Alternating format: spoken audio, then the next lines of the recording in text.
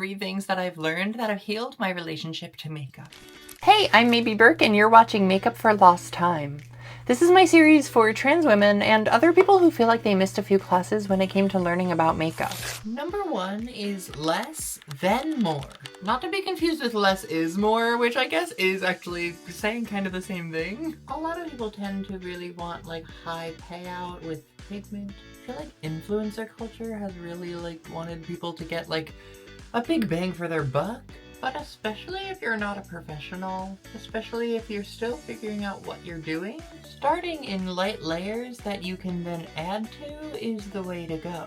You'll see with this eyeshadow, I started with a wash of color across my eye, and then I added a deeper brown along the lash line, and now I'm going in with the deepest black closest to the lashes.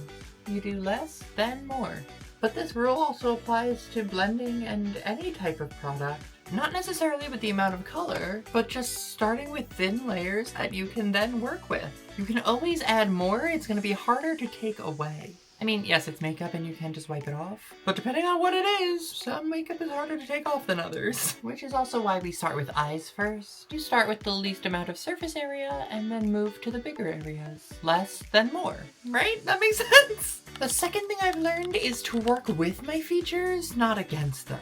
I've mentioned before that I barely contour anymore, and that's because if I'm constantly trying to hide my features, I personally don't love those results. If I'm trying to put this shadow under my cheekbone, I much prefer to embrace my features and highlight what I do like. So instead of bringing a shadow under that cheekbone, I'm going to use blush to bring the apple of my cheek forward. I'm going to work with my features to give the my face but better effect, instead of trying those harsh angles to restructure my face. For me, makeup isn't about covering up.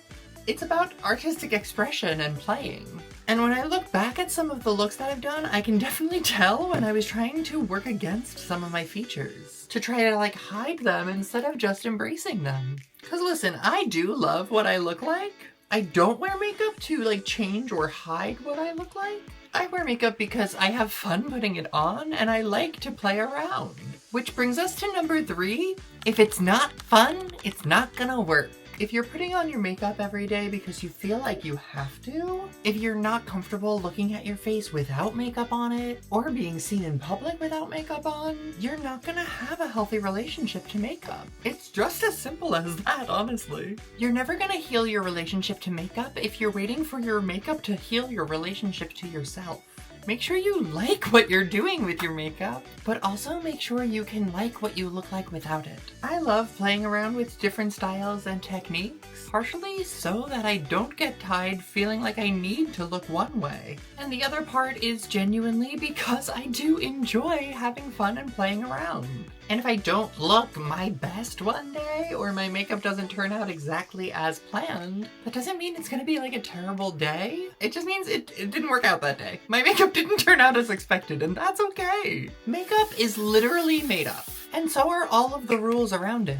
The important part is to make sure that it's something you like to do and not something you feel like you have to be using. I've been over here healing my relationship to makeup and making videos about my philosophy and my approach to makeup. So let me know if any of this advice was helpful for you. Leave a comment below and subscribe to this channel while we make up for lost time.